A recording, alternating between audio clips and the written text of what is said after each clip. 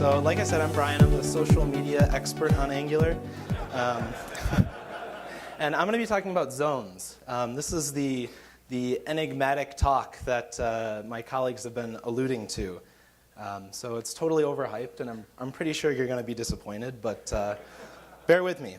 What is Zone.js? If any of you are familiar with Node, it's actually kind of like domains in there. It's kind of like it. Just get an idea in your head. If you've used Java, it's kind of like thread locals in Java. The implications are a little bit different, but just to prime your brain. And it's also in Dart. I know Dart has a lot of haters, but it's in Dart, and it's a good feature. And so Zone.js is a port of this awesome Dart feature to JavaScript. And this is just one of the many ways that Dart is actually helping us on the JS side. So what is a zone? All right, you ready, guys? The big reveal? It's an execution context. Talk over, right? So this still seems like really abstract, but I like to think of Zone.js as like a meta monkey patch. It gives you this kind of low-level foundation that lets you instrument the browser and know about when these tasks end. And it lets you follow along this asynchronous control flow that normally you wouldn't be able to observe. And then the other interesting thing is that you can use this to compose behaviors. So Zone API, as you'll see shortly, actually lets you combine together a bunch of different functionality to do all sorts of crazy things.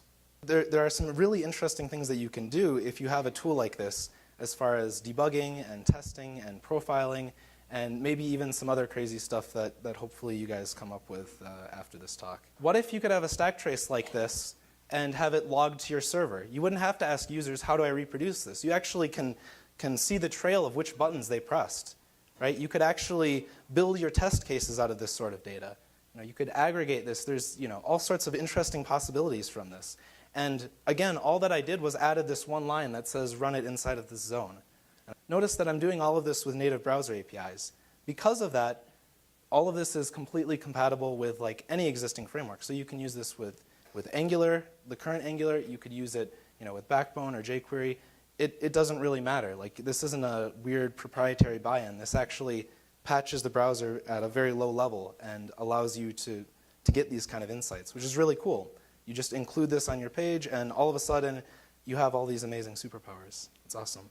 So what does this have to do with Angular? Why are you presenting this at ng-conf?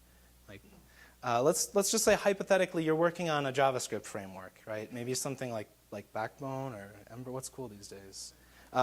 You're working on something like this, and you want to know when you need to update your view. And you want to do it in a way that's transparent and that doesn't require someone that's using it to kind of manually fire off all of these things that say update the view, render, or maybe perform a digest cycle, or something like that.